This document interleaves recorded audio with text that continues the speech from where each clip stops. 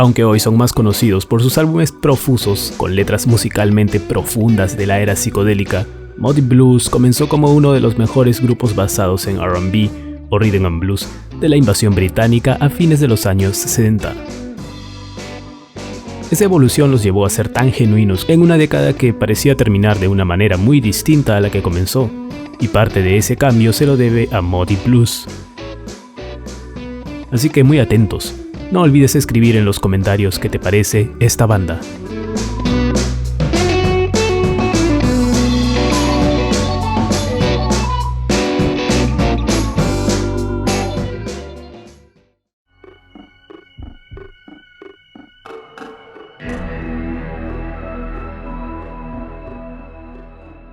Letters I've written, never meaning to send.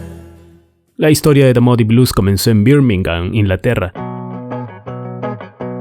con Ray Thomas en armónica y voz y Mike Pinder en teclados y voz, quienes tocaron juntos en Riot and the Rebels y Crew Cuts.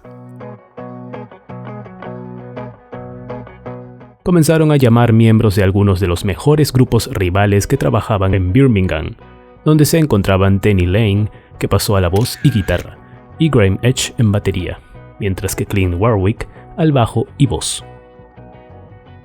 The Moody Blues, como se les conoció, hicieron su debut en Birmingham en mayo de 1964, tiempo en el que firmaron con el gerente Tony Secunda.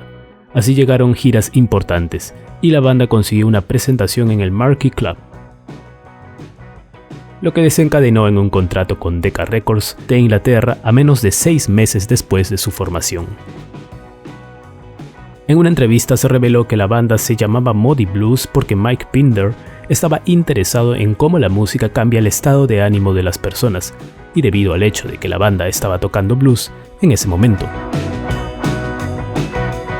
El primer sencillo del grupo, Steal Your Heart Away, lanzado en septiembre de 1964, no hizo nada en las listas británicas, pero su segundo sencillo, Go Now, lanzado en noviembre de 1964, una versión de un sencillo estadounidense casi idéntico de la cantante de R&B Bessie Banks, con Denny Laine en la taciturna voz principal, alcanzó el único número 1 de la banda en Inglaterra y se ganaron un lugar en algunos de los espacios con más renombre del país, incluido el New Musical Express Pool Winners Concert, uno de los mejores actos de esos días.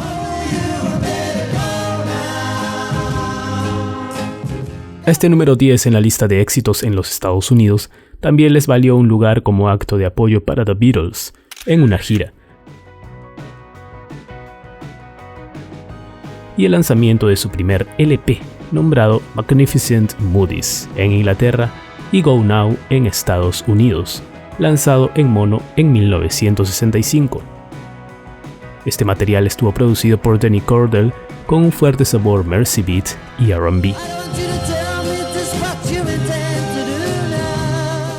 Sin embargo, el grupo lanzó una serie de sencillos relativamente infructuosos, a pesar de sus incipientes esfuerzos de composición y el acceso que tuvieron a demos americanos. Esta versión de Moody Blues nunca se le ocurrió otro sencillo exitoso.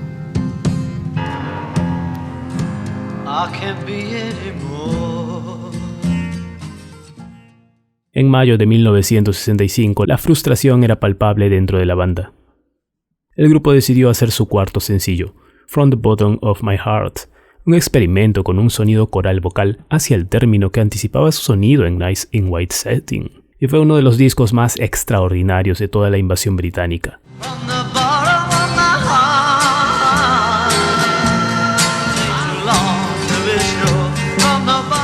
Desafortunadamente, el sencillo solo alcanzó el número 22 en las listas británicas después de su lanzamiento, y apenas rozó el top 100 en los Estados Unidos.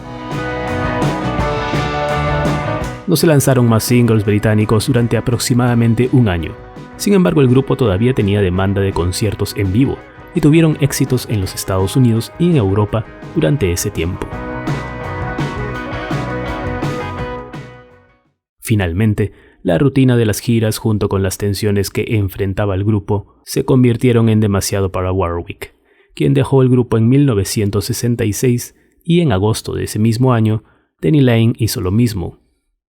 Sin embargo, la banda siguió adelante, John Lodge reemplazó a Warwick, un ex compañero de la banda de Ray Thomas, y a fines de 1966 se unió el cantante-guitarrista Justin Hayward. Durante un tiempo siguieron haciendo el mismo tipo de música con la que el grupo había comenzado, pero Hayward y Pinder comenzaron a escribir diferentes tipos de canciones, reflejando elementos un poco más orientados al folk y al pop, que salieron como sencillos con poco respaldo. En un momento en 1966, la banda decidió aumentar la apuesta en Inglaterra y comenzó a tocar en Europa, donde incluso un acto británico, entre comillas, fue un éxito, podría generar ganancias decentes. Así que comenzaron a construir un nuevo espectáculo basado en material nuevo que iba más en consonancia con los sonidos psicodélicos ligeros y ligeramente disparatados que se estaban volviendo populares en ese momento. Sin embargo, todavía estaban críticamente cortos de dinero y con pocas perspectivas, cuando el destino jugó una mano en la forma de un proyecto iniciado por Decca Records.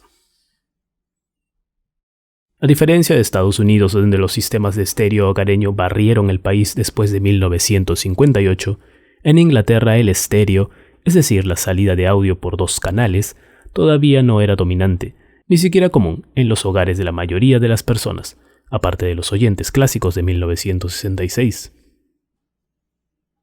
Decca había inventado Dynamic Stereo, que ofrecía una amplia variedad de sonido, junto con una grabación extraordinariamente limpia y rica, y estaba tratando de comercializarlo con un LP que sirviera como escaparate, utilizando pop, rock hecho en un estilo clásico.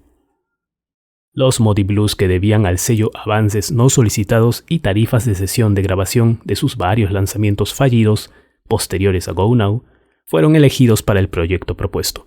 A cambio se les perdonaría la deuda. Esta producción sería una versión rock de la nueva Sinfonía Mundial de Dvorak.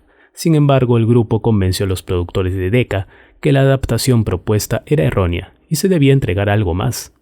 El productor Tony Clark quedó impresionado con algunas de las composiciones propias de la banda y con la aprobación del productor ejecutivo Hugh Mendel y la cooperación del ingeniero Derek Burnels, The Moody Blues encontró el punto exacto del proyecto. En lugar de la música de Dvorak, ellos llegaron a la idea de un ciclo de vida arquetípico del día representado en canciones de rock ambientadas en un marco orquestal.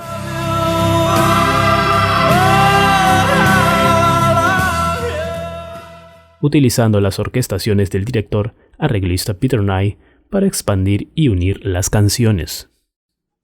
El resultado fue el segundo álbum del grupo, Days of Future Past, de 1967.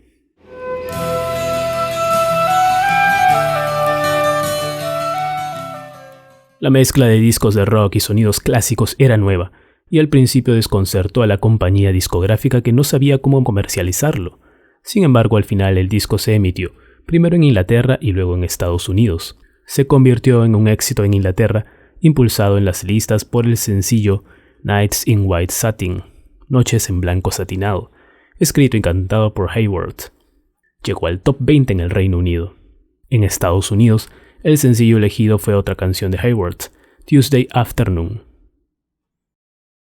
El LP fue un ciclo de canciones, o álbum conceptual que tiene lugar en el transcurso de un solo día.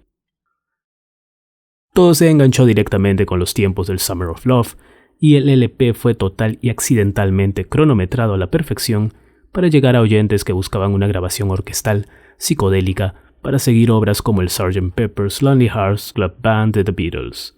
De hecho, el álbum se inspiró en la producción y el arreglo del uso pionero de la instrumentación clásica de los Beatles, a quienes Pinder había presentado el Mellotron ese año. Days of Future Past fue el primer álbum conceptual de la banda, y por la que se les considera proto-prog, es decir, pioneros del rock progresivo, que luego impulsarían King Crimson, Pink Floyd, entre otros.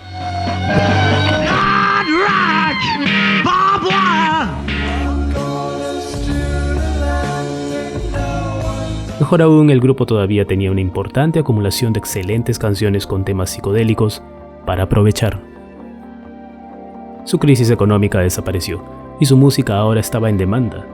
Se pusieron a trabajar y en poco tiempo entregaron su tercer álbum, In Search of the Lost Chord, de 1968. en busca del acorde perdido, que se configuró de manera algo diferente a su predecesor. Aunque Decca estaba extasiado con los resultados de ventas de Days of Future Past y los sencillos, e incluso asignó a Clark y Burnals para trabajar con ellos en el futuro, el sello no estaba dispuesto a programar sesiones orquestales completas de nuevo.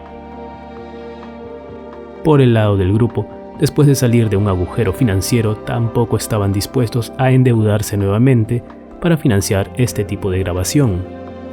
La solución al problema de acompañamiento vino de Mike Pinder y un dispositivo que se haría muy popular, similar a un órgano, llamado Mellotron.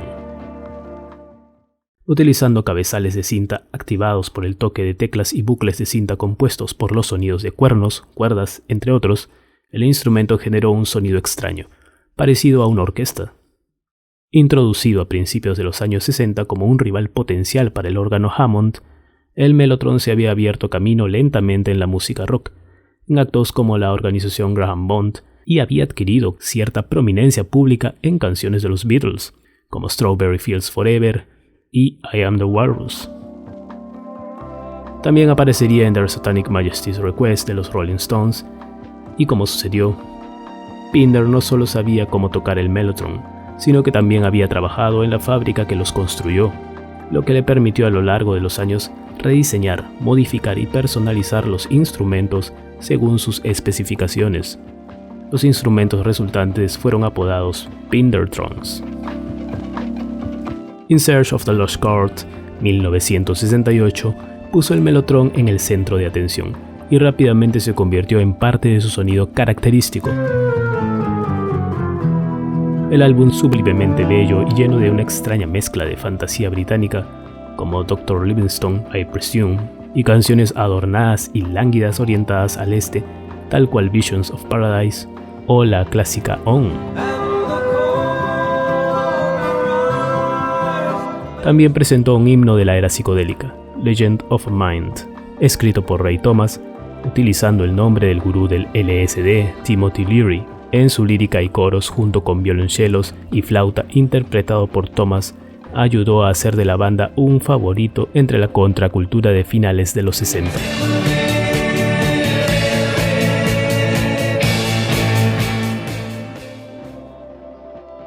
Desde entonces, los miembros del grupo han admitido en varias ocasiones que, como era la norma en ese momento, se entregaban a varias sustancias alucinógenas. Ese álbum y el siguiente, On the Threshold of a Dream, de 1969, fueron logros magníficos, utilizando sus habilidades multiinstrumentales y la capacidad total del estudio en la sobregrabación de voces, instrumentos, etc. Pero en el proceso de hacer estos dos LPs, el grupo se dio cuenta que tenían una imagen de banda en vivo. Gracias a la sobregrabación, esos álbumes fueron esencialmente el trabajo de 15 o 20 Moody Blues, no un quinteto, y no pudieron recrear su sonido correctamente en concierto. De su quinto álbum conceptual inspirado en el primer alunizaje, To Our Children's Children, que también fue el primer lanzamiento del sello recién fundado del grupo, Threshold Records, solo una canción, Gypsy, guiada por guitarra, funcionó en el escenario.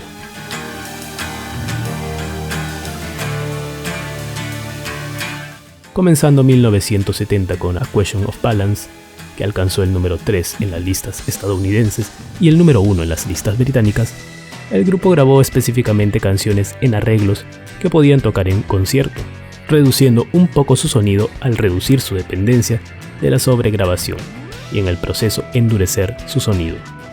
Pudieron hacer la mayor parte de ese álbum y su séptimo álbum de 1971, Every Good Boy's Favor, en el escenario, con resultados impresionantes. En ese momento los 5 miembros de la banda estaban componiendo canciones, y cada uno tenía su propia identidad. Pinder, el místico apasionado, Lush, el rockero, Edge, el poeta, Thomas, el místico juguetón y Hayward, el romántico. Todos habían contribuido significativamente a su repertorio, aunque Hayward tendía a tener la mayor parte de los sencillos del grupo, y sus canciones a menudo ocupaban el lugar inicial en los álbumes. Pinder ganó un premio Ivor Novello por A Simple Game, y también apareció en el álbum Imagine de John Lennon de 1971, proporcionando percusión adicional para I Don't Wanna Be a Soldier, I Don't Want to Die. Mientras tanto, una parte importante de su audiencia no pensaba en los Moody Blues simplemente como músicos, sino como guías espirituales. Aparecieron 2 veces en el famoso festival de la isla de White. La canción de John Lush, I'm Just a Singer in a Rock and Roll Band, fue su respuesta a este fenómeno. Solo soy un cantante en una banda de rock and roll, renunciando al papel que se le había impuesto a la banda. También era un tema inusualmente duro para el grupo, y también fue un sencillo con modesto éxito. Irónicamente, en 1972 el grupo estaba compitiendo repentinamente consigo mismo cuando Nights in White Satin volvió a aparecer en Norteamérica e Inglaterra, vendiendo mucho más de lo que vendió en 1967, elevándose al número 2 en el Billboard Hot 100. Ese nuevo flujo de ventas individuales también resultó en una nueva venta de Days of Future Past por decenas de miles. En medio de toda esta actividad, los miembros, finalmente disminuyendo la velocidad y disfrutando de los frutos de su éxito, habían llegado a un punto muerto. Mientras se preparaban para grabar su octavo álbum, Seventh Horum, 1972, la atención de las giras y grabaciones constantes durante 5 años había cobrado su precio. Las buenas canciones estaban volviendo más difíciles de entregar y grabar, y editar ese álbum había resultado casi imposible. El público nunca vio los problemas, y su lanzamiento les valió sus mejores críticas hasta la fecha, alcanzando el número 1 en los Estados Unidos, y estuvo acompañado de una gran gira internacional con grandes ventas y asistencia. Sin embargo, una vez que terminó la gira, se anunció que el grupo estaba en pausa. No volverían a trabajar juntos durante 5 años. Hayward y Lush grabaron un exitoso álbum de duetos llamado Blue Jays, 1975, y los 5 miembros hicieron álbumes en solitario.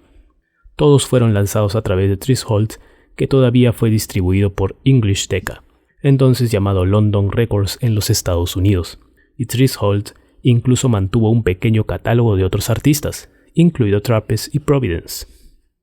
Aunque evidentemente perdieron la oportunidad de firmar un grupo que bien podría haber eclipsado musicalmente a los Moody Blues. Hablamos de King Crimson. Irónicamente, este último también usó el mellotron como parte central de su sonido, pero de una manera totalmente diferente, y fue el único grupo que hizo un uso más distintivo de este instrumento. Los viejos discos de The Moody Blues los hacían sobrevivir, incluso en medio de las explosiones punk y disco, tanto así que un doble LP recopilatorio, This is the Moody Blues, se vendió extremadamente bien, años después de que dejaran de trabajar juntos. Al igual que un doble LP de archivo en vivo estudio, God's Life More 5. Para 1977, los miembros habían decidido reunirse, aunque los 5 participaron en el álbum resultante Octave 1978, hubo numerosas tensiones durante su grabación, y Pinder, sintiéndose descontento con el LP, declinó de ir de gira con la banda. La gira de reunión se realizó de todos modos, con el tecladista Patrick Moraz, ex Yes, completando la alineación. El álbum Octave encabezó las listas. El siguiente disco del grupo, Long Distance Voyager, de 1981, fue aún más popular, pese a las críticas del momento, alcanzando el número 1 en el Billboard y llegando al top 5 en el Reino Unido. El álbum produjo 2 éxitos, The Boys, número 15 en Norteamérica, escrito por Hayward, y Gemini Dream, número 2 en los Estados Unidos.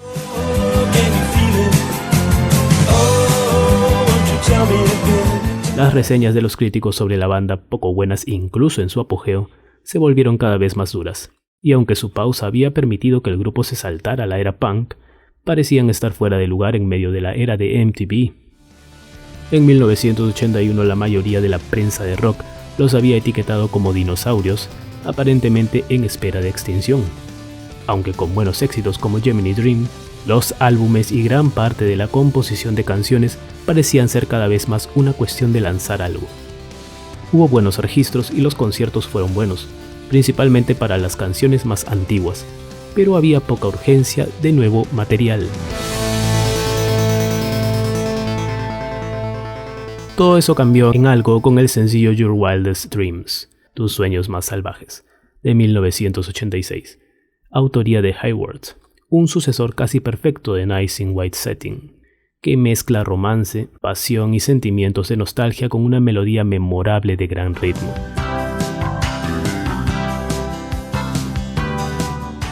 El sencillo junto con su álbum llegó a la cima de las listas.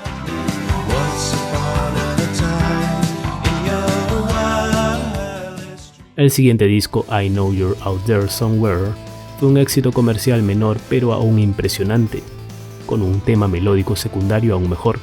Los dos combinados les dieron un par de éxitos esenciales y memorables a mediados de la década, aumentando su taquilla en conciertos y actualizando su repertorio de canciones. A finales de los años 80, sin embargo, nuevamente fueron percibidos como un acto de nostalgia, aunque uno de gran audiencia. En ese momento Mora se había ido y el grupo se redujo a un cuarteto, con los teclados por contrato, aumentando su trabajo, junto con un segundo baterista para respaldar a Ash. También habían comenzado a atraer a decenas de miles de fanáticos a una nueva serie de conciertos, en los que por primera vez se presentaban con orquestas y por lo tanto podían hacer sus canciones más elaboradas en el escenario.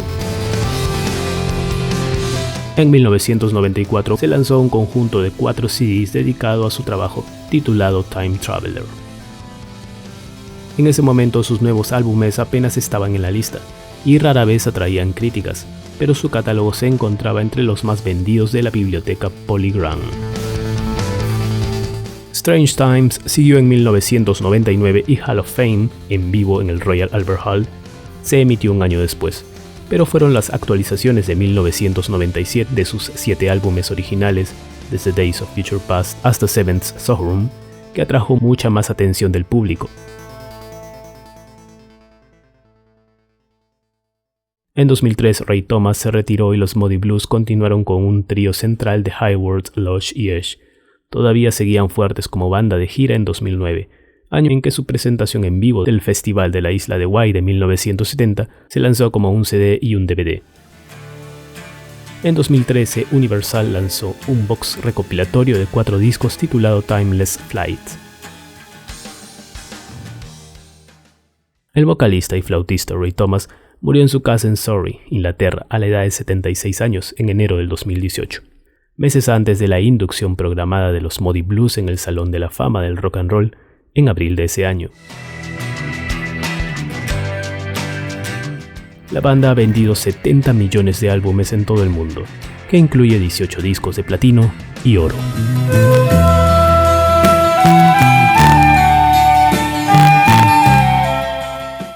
Así es como en la historia de Moody Blues podemos aprender más del desarrollo en el mundo del rock, con bandas, técnicas de grabación y discos que se entrecruzan generando estilos que enriquecían los oídos del público.